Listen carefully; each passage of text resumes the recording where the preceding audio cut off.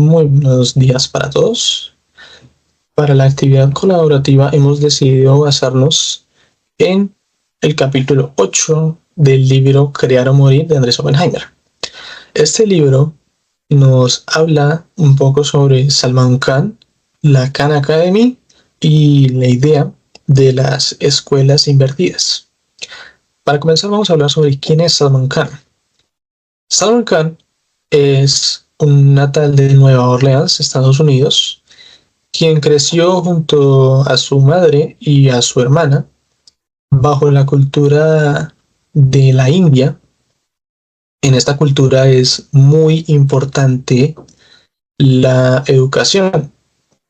Si bien Salman Khan no considera o no se considera un estudiante sobresaliente, logró entrar a Harvard y al MIT y obtener 4 títulos universitarios. Mientras estaba en Harvard, se interesó por el mercado de capitales y, siguiendo el consejo de uno de sus profesores, decidió entrar a trabajar en un fondo de cobertura como analista. Esto lo obliga a trasladarse hacia Silicon Valley. Mientras esto ocurre, Khan decide colaborarle a sus primos con clases de matemáticas por vía telefónica. Y se nota que hay un aumento en las calificaciones de sus primos, por lo que más y más familiares le piden que haga lo mismo con sus hijos. En un momento, mientras está trabajando, Khan decide ingeniarse un software que le pueda dar retroalimentación inmediata y ejercicios enfocados a las falencias de sus primos. Mientras también esto ocurre, un compañero, un amigo de Khan, le sugiere la idea de tal vez poner sus clases en YouTube. Esta idea Khan la rechaza. Sin embargo, vuelve a ella un poco más y decide hacerlo, inicialmente colocando videos sobre álgebra y matemáticas. Khan se sorprende al ver que estos videos, si bien están diseñados para sus primos, los ven mucha más gente de la que él pensaba. De ahí nace lo que hoy día es la Khan Academy. La Khan Academy hoy día se considera, según su fundador, como una herramienta para potenciar las escuelas físicas y para ayudar a los maestros de carne y hueso a mejorar la educación de los niños. Todo esto permitiendo, o mejor dicho, accediéndose por medio del Master e-Learning, una idea que viene desde los 60, en la cual ningún alumno pasa a la siguiente lección hasta aprobar el 100% de la anterior. Esto con el fin de demostrar que entienden completamente la lección. Khan intenta solucionar el problema de las lagunas de pensamiento, como él las llama, que según él ocurren cuando un niño falta a la escuela o no entiende completamente la lección, con el cual él se queda con las dudas o incluso sin conocimiento, y esto se refleja en las calificaciones de los exámenes, de modo que, según él dice, si un estudiante saca el 70% en un examen, quiere decir que no entendió el 30% de la lección. Y todo esto, según él, se da como consecuencia de que el sistema actual de la educación no está diseñado hacia el aprendizaje, sino hacia la enseñanza, hacia la eficiencia de la enseñanza, para ser más exactos. De modo que las lecciones tienen un tiempo específico para ser enseñadas, pero no cuentan con la variable que puede ser la capacidad de aprendizaje de los estudiantes. Esto hace que se desmotiven a seguir estudiando y terminen abandonando la escuela. Khan cree que con esta alternativa de la Khan Academy logra mantener no solo a los niños en la escuela, sino también hacer que se interesen más en ella, junto con la idea de las escuelas al revés. Idea que mi compañera desarrollará ahora. Cordial saludo, mi nombre es Alexandra González y el día de hoy continuaremos con la explicación de acuerdo a lo que estaba diciendo nuestro compañero Brian. En esta parte vamos a explicar lo que es el aula invertida. Pero para ello, pues tenemos en cuenta la relación que hay de este tema con el libro de Andrés Oppenheimer, en donde el aula invertida está íntimamente relacionada con la temática central, ya que aborda la necesidad de una educación innovadora y cambiante. Bueno, el término de aula invertida como tal, o flipped classroom, se popularizó en el 2007-2008 por los educadores Jonathan Berman y Aaron Sams, quienes eran maestros de química de una escuela secundaria en Colorado, en Estados Unidos. Ellos comenzaron pues a grabar lecciones en un video para que los estudiantes pudieran verlas en casa y utilizar mejor ese tiempo de clase para actividades que fueran más significativas y prácticas para los estudiantes, y así pues ese conocimiento se pudiera ver evidenciado. De ahí entonces pues surge esa idea de, te imaginarías una clase donde la tarea no es solo para la casa, sino que la teoría se aprende en casa y la clase se convierte en un espacio dinámico para hacer, discutir, crear y aprender realmente.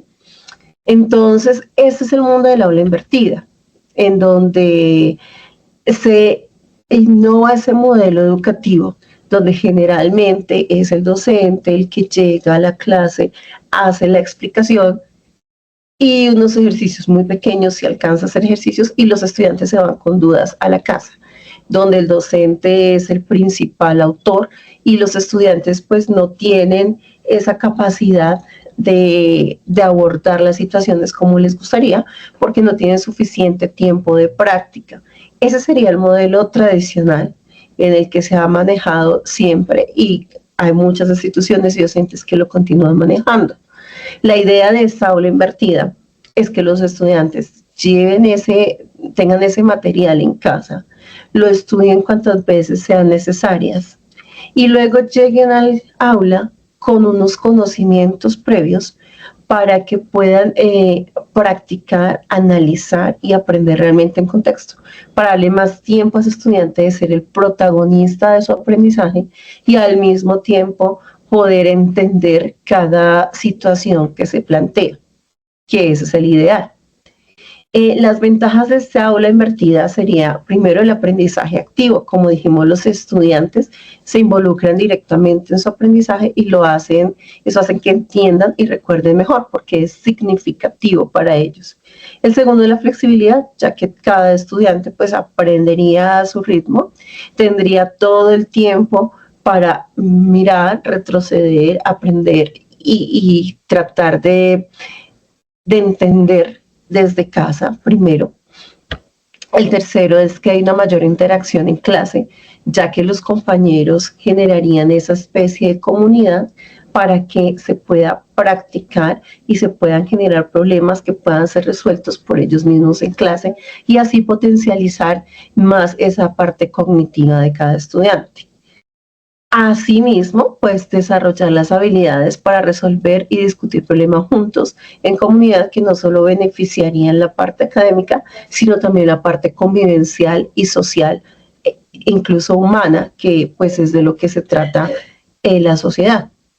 Sin embargo, aunque este modelo es muy bueno y ha tenido muy buenos beneficios, hay algunos conflictos o algunos desafíos. Por ejemplo, si miramos en América Latina, un clave o desafío es el acceso a la tecnología. Para las personas latinoamericanas, en su mayoría, se les dificulta, o de escasos recursos, se les dificultaría tener esta tecnología en casa, conexión a internet y un dispositivo electrónico que les pueda ayudar para pues tener mejor y más alcance ese conocimiento. Incluso en los mismos colegios, si nos vamos aquí a la parte de Colombia, por ejemplo, las instituciones distritales no tienen esa conectividad o no tienen esos equipos tecnológicos en su gran mayoría. Entonces eso hace que se limite muchísimo este campo de acción, porque no se les puede decir que si realmente un estudiante tiene las mismas posibilidades que los otros. En segundo lugar, pues está la preparación del material. Esto implica que el docente tiene que invertir más tiempo creando esos videos, planificando esas clases prácticas y utilizando todo el material que pueda ayudar al estudiante para practicar y aprender esa teoría también en un contexto significativo, que sea una teoría fácil de aprender, porque pues igual lo está haciendo de manera autónoma. En tercer lugar, sería la motivación y la disciplina del estudiante.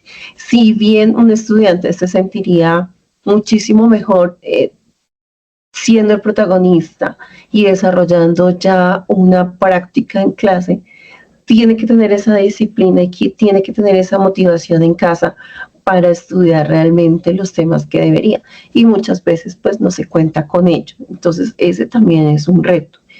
Y finalmente podríamos decir que la capacitación del docente, porque pues hay muchos docentes que están reacios a este tipo de metodologías y también necesitan capacitaciones, ideas frescas que renueven cada día esta forma de crear ese material y de acercar al estudiante al aprendizaje. Pues al fin de cuentas un docente acerca al estudiante, no puede hacer las cosas por él.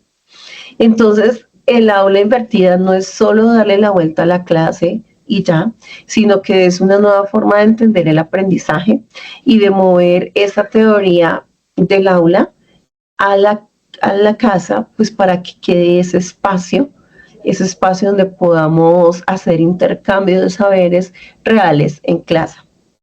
Muchísimas gracias. Buenas tardes para todos, mi nombre es Diego Achuri.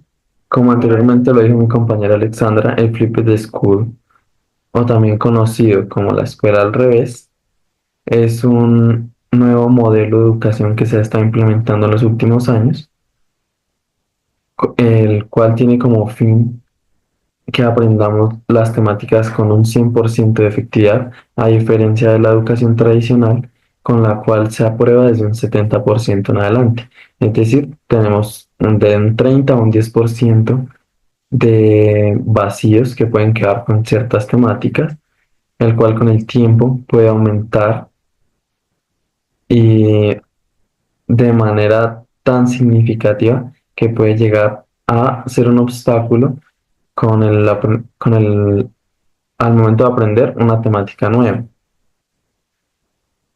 Por lo cual, el Flipped School ha tenido resultados positivos no solo a nivel nacional, sino a nivel mundial, ya que 216 países los han empezado a implementar, tanto por la aplicación de Khan Academy como por los videos, y los videos actualmente se encuentran en 28 idiomas para que sea más fácil para países con diferentes lenguas poderlos utilizar. Como lo dijo Kant en una frase muy significativa, era que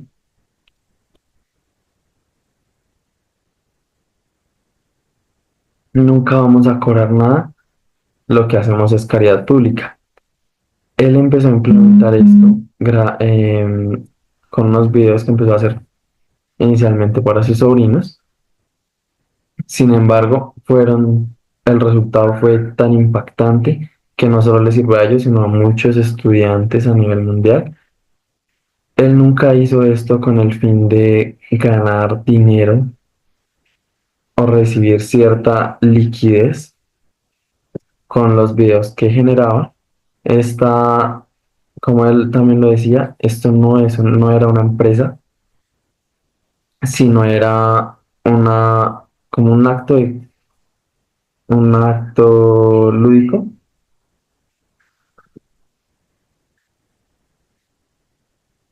por lo cual, con lo cual él quiere no erradicar la educación tradicional, sino que el Flipped School sea una herramienta con la cual la educación tradicional sea más efectiva. Es decir, que los estudiantes estudien en casa y así los profesores tener la oportunidad de ver a qué estudiantes se les dificultan más ciertos temas y así poder enfocarse en esas falencias ya dependiendo del estudiante, ya no de una manera tan general, sino de una manera más específica.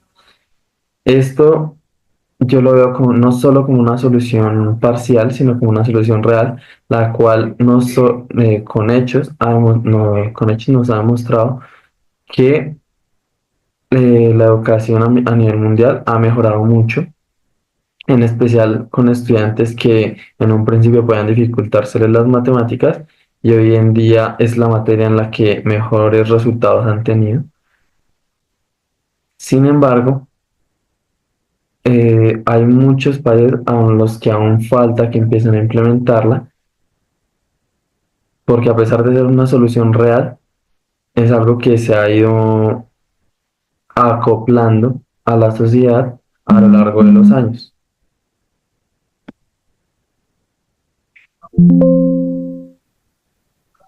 Muchas gracias por la atención. Hola, mi nombre es Melanie Ramírez. En esta exposición, junto con mis compañeros, hemos explorado a través del contenido del capítulo 8, Salman Khan y las escuelas al revés, del libro Crear o Morir de Oppenheimer. Mis compañeros han expuesto acerca del nacimiento de esta innovación, las raíces del problema y el impacto de la solución impulsada por Khan para remodelar el modelo educativo tradicional y sus fallas.